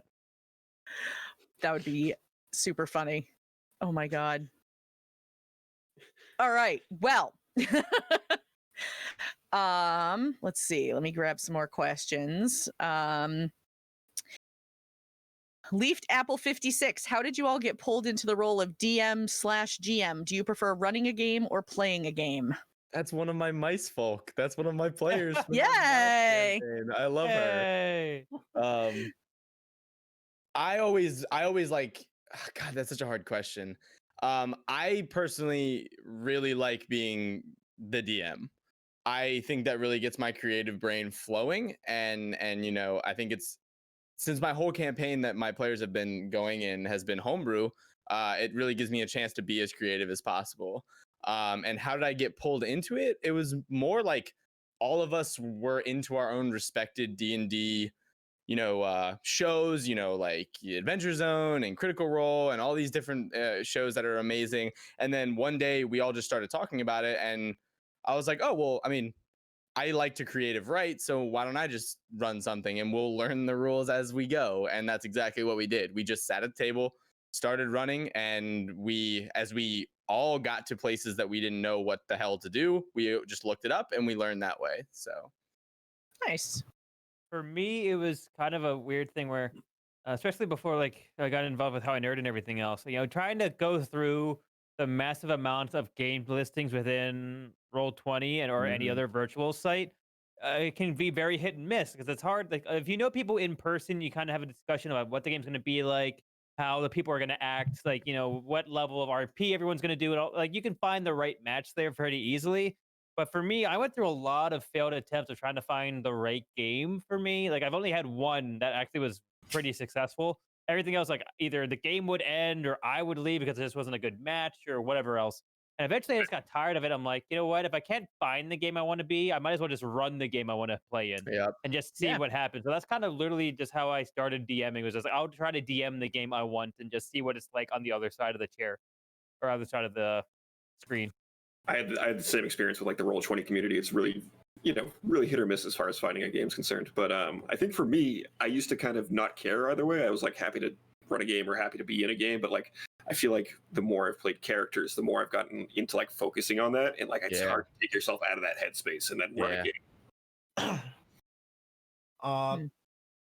As for how I first got roped into it, it was still like my very first campaign, and it was like I said, it was a very long campaign, and it was basically built by my friend group at the time.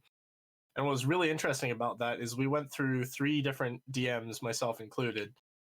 So when our first DM, we would run it for a good year and a half, couldn't be as regular as he was. One of the players ascended to DM and just kept running the campaign, and then when he couldn't do it, I did the same thing. And eventually we ended it under my reign, and we started another one. And it was a real blast learning to do that. But after just trying to start campaigns over and over again to little success, just because of time constraints of players and actual logistics, as opposed to people not having fun. I'm a fun DM. Please don't hate me. Yeah, I've actually started to enjoy actually playing characters again. Yeah, so it pretty much went player, DM, player, and I'm on the player route right now, and hopefully I get to DM some more later down the line. Nice. Yeah. I mean, for us, I knew it's kind of the same with Matt. It's we just had a group of people that were regularly playing, and then Shannon actually was just like, "Hey, Sean, what do you think about streaming?" And then Sean looked at me and was like, "Alex, can you stream?" And I was like, "Yeah." I was like, I'll figure it out. And then that's kind of how that went.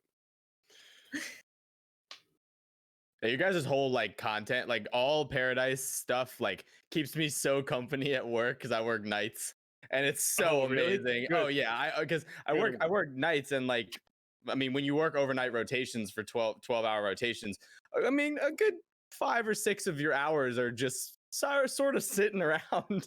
And so yeah, I'll just watch your guys' stuff, and it's just like keeps me so How I Nerd and Paradise just keep me sane while I work. It's awesome. Good, I'm glad to hear that. Me too. All right, I don't know if we're going to have time to get to all the questions that we got today, which is not a bad problem to have. Right. Speed. Right, I know. Let's go. Okay. Just fire them off. One person does it. One question. Yes, no. All right. Not a moose on speed, but okay. Nate is elsewhere. What is your real life god stat or dump stat? What do you mean by real life? You mean like what we feel like in an RPG, or like what our personal like awesome stat is? Nate, I'm gonna leave you to answer that because I don't know, but I would think he means like personal dump stat and personal god stat, but I don't know. I feel like I'm the tip of the bell curve here. I don't think there's like personal. I want both God and dump stats. Oh, personal. That's interesting. Yeah. I'd Which say- system? Yeah, seriously. That's interesting. I'd say, God, because it sounds like you're bragging when you pick a personal God stat. Right. Yeah. But when it has it to do with my job, I mean, I work. I mean, I'm currently getting my master's to go for private practice therapy, and I work for a sober living house where I take care of about 15 guys. I'd put my personal God stat in probably insight, because when you work with people in addictions and you work with people that are struggling with their own mental health, you have to be good at insight. You have to read, because they're not going to tell you everything. You got to be able to read a situation and work off of it. Dump stat, perception, for sure. Perception. I'll lose my left foot if it wasn't attached to me. I just am not the most organized person on the planet. So I would definitely say perception for sure. Also, I like that you moved skills. I think that's more broad. I like that better too. Yeah. Oh yeah, Yeah. skill. When it comes to skill, stats, yeah. I was like, dang, what do I choose here? Yeah, because I mean, stats is very general. But Yeah. like, that was I felt like it was a good answer. That was a good answer.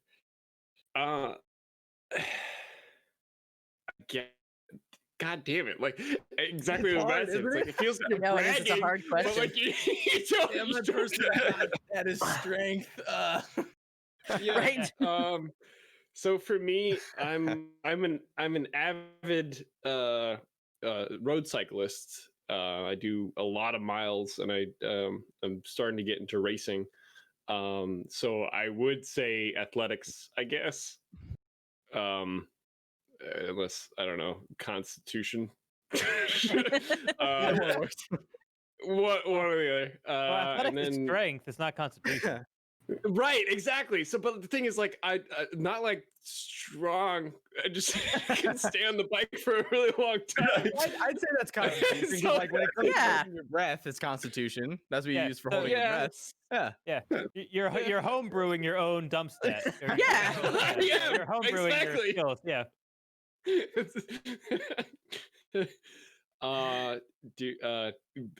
Barf stat probably has to be like, ooh, something related to charisma. It's like everything related to charisma, actually. Deception.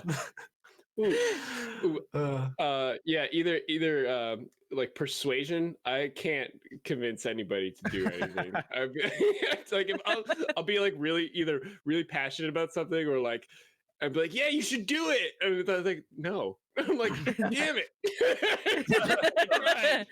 You'll be like, why? You'll be like, because you should. Yeah, because you should. I feel like that's a really shitty answer, but I'll use it. We'll go with it. I'm gonna go steal Matt's metric here and base it off two stories. I think my dump has to be acrobatics because I once literally sprained my ankle playing D&D, which was pretty impressive. Now for too long, and I stayed up way too quick. I don't know. That's kind of a god stat. That's a really impressive. Like, rolled a natural one on standing. Yeah. Oh, I've done that before. On existing. I'm so sorry. Yeah, no problem. I'm over it now, mostly. Mostly. God said, our GM of TPC made me pick a lock on screen, which I've never done before in my life. I've heard about that. And I actually made it happen. So I guess sleight of hand has to be my God stat. Awesome. yes, there you go. Yeah. I would say mine is also my dump stat would have to be athletics or acrobatics or whatever we classified that in as, because not to one up your spraining your ankle playing D&D, but I tore my ACL standing up on a plane.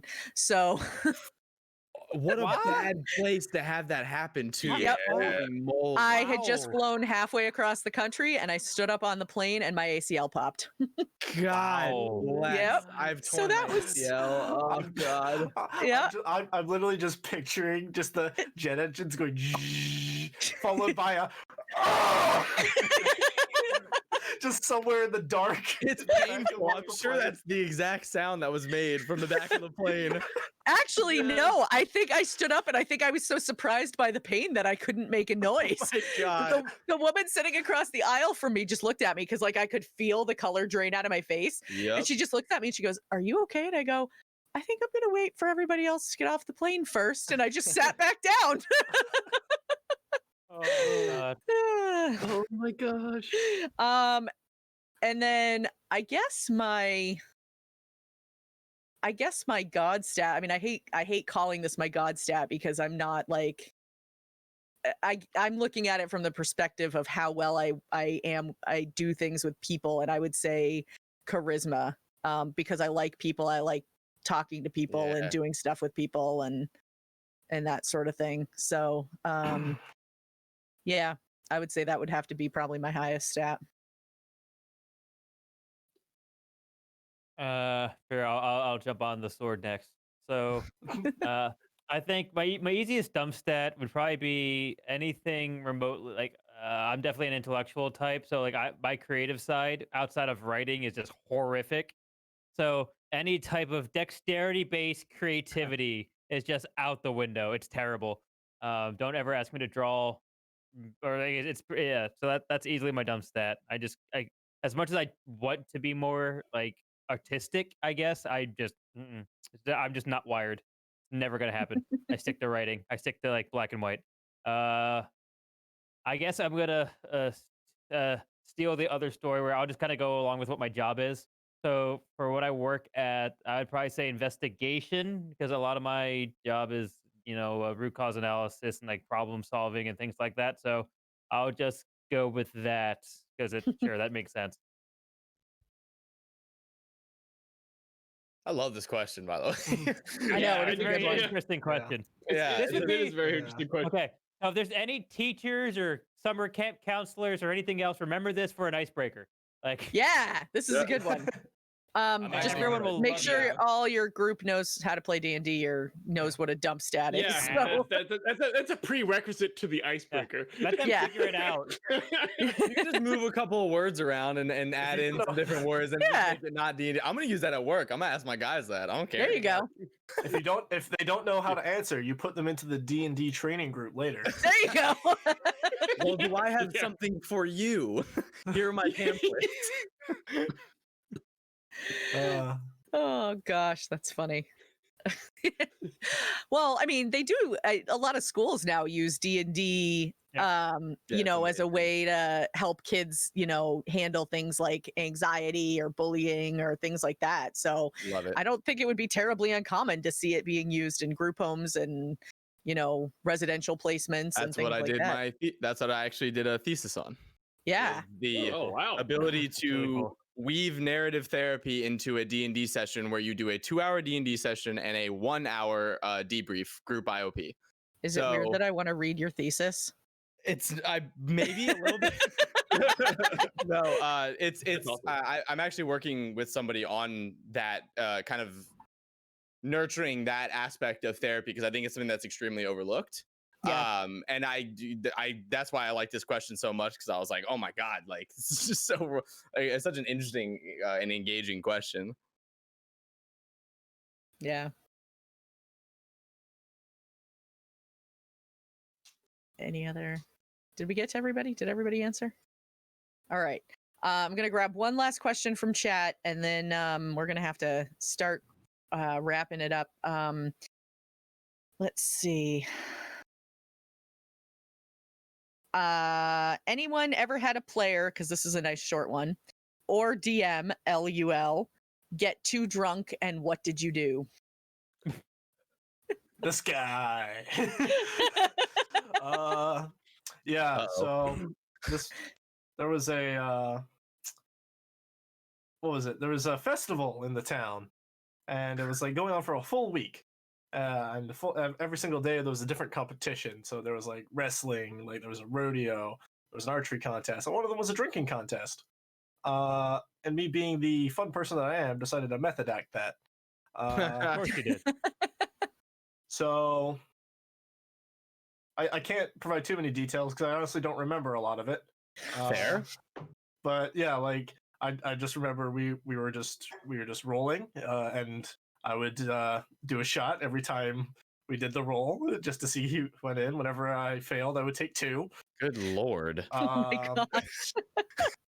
Yeah. Unfortunately, my druid had. I have a human druid, so his stats are actually kind of stupid insane. So the con saves were going pretty good. So I forget how many shots it was, at least double digits. Oh my god. Yeah.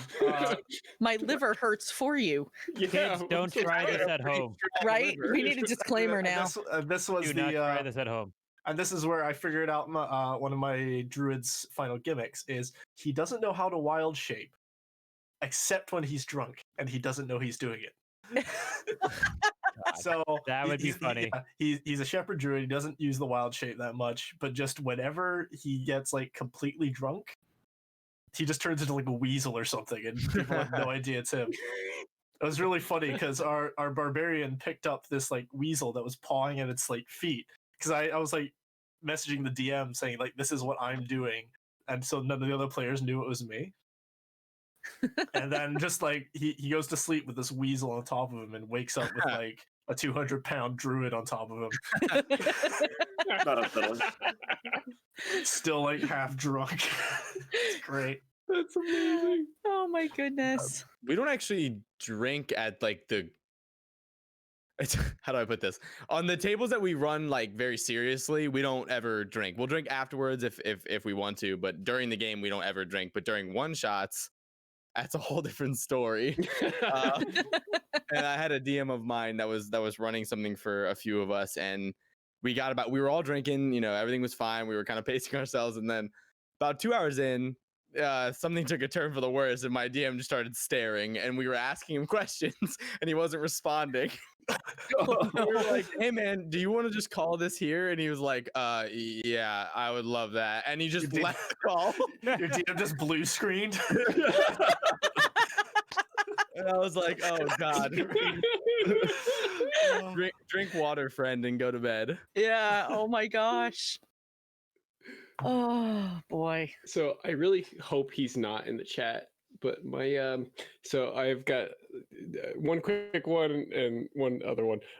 So our current DM Sean, he we call it lore juice for a reason. Because, I love because there was one day where he just revealed way too much information, and we were like, "What's going on? Like, this is not normal." Yeah, he like let me get away with just so much. I was like, dude, like I shouldn't be able to do this. Like, what are you doing? And so I was like, I kept like poking at him. I was like, all right, well, how much more can I get? Like, and he just kept giving to me. I was like, okay, Bad player. I was being a bad player. I am telling Sean on you. It's okay. He knows. He knows. He let me basically one of we had this like really epic battle coming up, and he like totally forgot most of this monster's stats because he drank too much, and he just let us kill it. It was like this bad. I was like, okay. Oh God. And also a fun fact: the first time I met, not first time I met Sean, but first time I met Shannon, I might have drank too much. Oh God. Falling asleep on like during the game. Oh no. What a story, though. Yeah. Oh. And I'm done. He's like, I'm gonna stop talking now. I'm gonna stop talking now. I'm gonna start drinking water. If you say canon will be used against you In a future D&D campaign. Mhm. See, this is what beautiful stories are made of, ladies and gentlemen. So if you've never tried playing D&D or any other TTRPG, this is why you start. Well, I think I already told my story in this department, but nothing like that has ever happened otherwise, except for every time the barbarian and I my friend Robbie were on the same side of the table, so now we're not allowed to sit together. Oh, that's great. That's amazing. Amazing. I don't think we don't tend to. Most of my social circle that lives locally doesn't drink a lot, so it's usually like me and one or two other people, and we'll have like a few glasses of wine, while we play. But some questionable in-game decisions have been made at my table because of alcohol. I had a, not me personally, but one of my friends played a character who we called the offensive sorceress for two reasons. One, because she used only offensive spells, and two, because everything she said was super offensive. And and her behavior was terribly offensive, and we might have sent our paladin to bed with a succubus one time. That was fun. Yep. That was Wait, how are those two things connected? Like, that seems like a big jump. Well, he was a very terrible person, and we made the paladin sleep with a succubus. There was no transition there. Let's just say there was a lot of wine involved that night. Was she the succubus? Like, what happened? Like, No, she was not. There happened to be one in town, and so my friend went, "Yeah, sure, I'll pay for your room at the inn. Absolutely." Sounds like a sick night to me. I don't know. Oh, it was fantastic. It was great. You have your bookstore, you have your pharmacy, you got your succubus, you got your general store. Like, Timmy, go down to the succubus and go. I would like one succubus. That's some Witcher stuff right there. Like, succubus. Back on the counter, like that would be 5 gold pieces. Like, boop. Like, can I get price check on succubus? It's like no matter of fact. There's like one walking down the street. Hi, everybody. I'm a succubus. Oh my God. I can't even. All right. So I did promise that I wanted to make sure we had time for people to talk about stuff that they have upcoming. And I want to make sure we get the chance to do that. So, I know, AtomicZero, I know you have upcoming stuff, so I want to give you a minute to talk about that. And then if anybody else has anything that they would like to share that they're working on or fundraisers they have coming up, I want to make sure you get a chance to plug those as well. So Atomic, take it away. Sure. So I'll try not to take up all the time. So the big thing that everyone's kind of been hearing about, and I think it's been getting announced over the past couple weeks or so, is that the next show that's going to be coming out on How I Nerd, coming out, I believe we're targeting for October, is going to be a Star Wars space opera-like TTRPG set in the Star Wars Fantasy Grounds, or FFG, Fantasy Grounds, FFG roleplay system. So it's entitled Echoes in the Gray, and it's definitely going to be, we're trying to go for that space opera feel. It's going to be something where it focuses heavily on kind of the dark underbelly of Star Wars, the smugglers, the black markets, and things like that. Cool. So, kind of like what you would see from like Solo or Rogue One or things like that. So we're trying to focus a lot on that, along with all the other big How I Nerd stuff that we usually do with all of our games and things like that. It's going to be heavily roleplay focused. That's something that both the system as well as what I want to do, kind of the direction we're going for. So it's going to be very exciting. I'm super excited for it. We're still very much, right now we're working through who the cast is going to be, along with, figuring out just other general makeup of it and things like that. I also have to do a massive shout out to Crane Baxa. I think that's how you say his name. He's one of the Discord How I Nerd community members who's apparently like a living encyclopedia of Star Wars knowledge. It's been insane working with him to try to figure all this stuff out. So I do have the era picked out that we're going to be working in, but I'm not going to divulge it for a while. So that's just another teaser to put out there. Yeah, secret. I happen to catch wind of what it is, and I'm super excited about it. So yeah, I think you have the insider trading knowledge. That's I do have the insider trading knowledge, but I promise to use it for good and not evil. So for now. Don't piss her off. Right? Yeah. Ooh. Uh-oh. You have no idea how hard it was to find one of these freaking things, because apparently they're not really massively producing them anymore. So Oh man. Yeah, I think they're discontinuing it, which is sad. Yeah, they're discontinuing it in like certain spots, but yeah.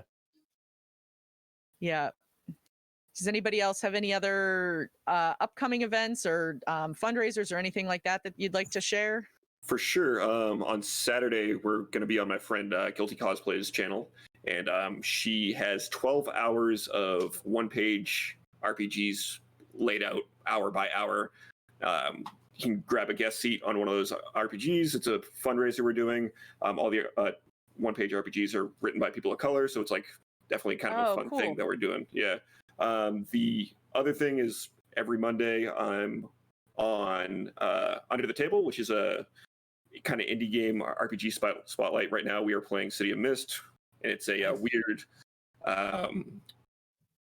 kind of a Law and Order SVU ripoff, and it's a lot of fun. We've been having a lot of fun doing that. And the other one is Total Party Chill. We're getting back into Lost Lands of Novus, which is our live in-game game, which sounded redundant, but I'm excited to see everybody at the table again. I bet. Yeah. That's awesome. Well, that's very cool. I will definitely be sure to check out your fundraiser on Saturday. That sounds like it should be a ton of fun. Yeah. I love one-page stuff too. Like, I think it's just such a neat concept, and I'm going to be playing in Succulents and Sorcerers. Very excited about it. You need to introduce psychedelic moose. I know. Oh, yeah, exactly. I will gladly volunteer for that one. Right? Oh my gosh, that's funny. I know that I don't know yet, but be on lookout because I think Paradise might be doing something. I don't handle this stuff. Yeah. Shannon does. So I don't know what I'm able to reveal because I don't know if it's confirmed. Shannon's not here. We won't tell her. It's okay. Yeah. I haven't had enough lore juice, so. Yeah, no, we might be doing all like our proceeds or the from Twitch. We might be fundraising or giving away to donating, I should say. To where I don't know. Letting Shannon decide that, but of course, if you are a follower of ParadiceRPG, you will find out. And if you're Shannon not, you should. We'll let you know. Yeah, you gotta be. Come on now. What are we doing? Yeah. What are we doing? And Alex, what nights do you guys stream typically? So our main show is Monday nights at 7 p.m. EST. And besides that, there is a power hour, which is just kind of like a refresh of the episode, which is on Sunday nights, also at 7. Yes, 7? it is. 7. I've been on it before. Okay, good. You know more than me. I'm just kind of there. And then Sean sometimes does some explanation of his world on Wednesdays. I know that he didn't do it yesterday. Yeah. But Wednesday nights, I think either at 7 or 8, probably 7 again. I don't know. We really like 7. Yeah. Yeah, which is actually very interesting to listen to because Sean goes and I mean, so you could get easily lost into it or just be like, Sean, what the hell are you talking about?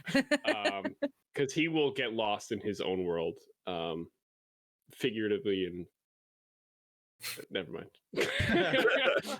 And now he uses a lot of like is it Dwarven Forge stuff that you guys use a lot of? Yeah, and he will sometimes build his stuff with that on that stream, I think. Yes. Yeah. He loves that stuff. It's a bit pricey, but every single time I've gone to his apartment, it's everywhere. His apartment is made of Dwarven Forge. Yeah. I have to step over things. I'm like, all right, I'm gonna get to my seat. Like, it's like, he's a fantastic terrain builder. Besides just the Dwarven Forge, he spends hours and hours on cutting out styrofoam and gluing things to make really epic scenery. Sometimes he only uses it twice, but he tries to recycle them or find reasons to recycle them. But the amount of detail he puts into them is absolutely incredible.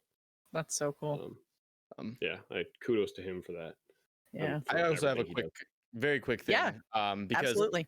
the guest we were supposed to have on the podcast for this week, we went silent with everything going on. I didn't think it was our place to release an episode per se. But we're going to be back on schedule next week. The guest we were supposed to have on this week is actually doing something super cool with her Etsy shop. From now until June 10th, 30% of the sales are going, I believe it's to the Black Visions Coalition. Okay. So if you want to go check her stuff out, she makes D&D stuff, she makes astrology stuff, all handmade. You can check out her Etsy page at Druidic Crafts by Cat. Okay. She's done cool stuff with me, and we've teamed up on stuff before. So she was supposed to be on this week's episode of the podcast, but we decided that Evan and I decided that it would be best if we didn't release one this week.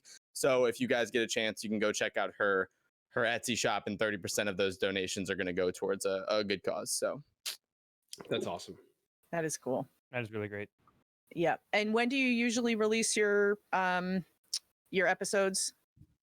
We try to stay on a schedule. We do once a week. Yeah. It's usually by Thursday. Okay. So most of the time we end up recording like Tuesdays, and then Evan's an editing genius, and we'll either put it out Tuesday night or Wednesday morning usually. Awesome. Very cool. Wow. And Doc, do you have anything coming up that you want to share, or no? Well, where can we find you anyway? Well, like I said, you can find most of my work right now here on How I Nerd on, like I said, Monday nights for NeuroNexus at 9 p.m. Eastern. For when I do stream, you can follow my Twitter at Doctadoone1. There you will find some small snippets from my life, as well as just random thoughts, as well as stream notifications from whenever I randomly decide I want to stream things. So, yeah, it's always nice to see new people come in. It's very chill, very quiet, and yeah. Awesome. Well, thank you all very much for coming on the show this week. I super appreciate it. It's been a ton of fun. The laughs, I know for me this week, have been very much appreciated. So I am grateful that you all were able to join me. And let's see. Oh, Guilty was just saying, yes, come by the charity stream, Micro RPG Marathon, noon to midnight PST. So starts at 3 p.m. Eastern, noon Pacific. So cool. We will definitely be sure to check that out. And so here on How I Nerd, you heard a lot about the stuff that's happening here. Sunday nights, we have Tabletop Tavern, which is our flagship show. That's every Sunday night from 8 to 11 Eastern time.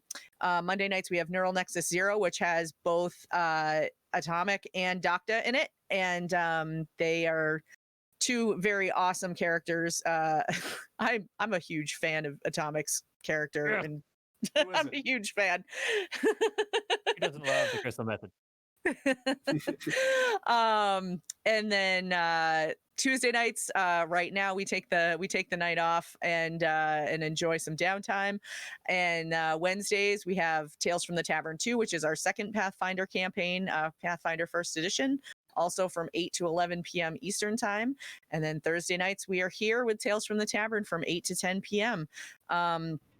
We also have the Storytellers Union, which is a stream team that the How I Nerd channel started.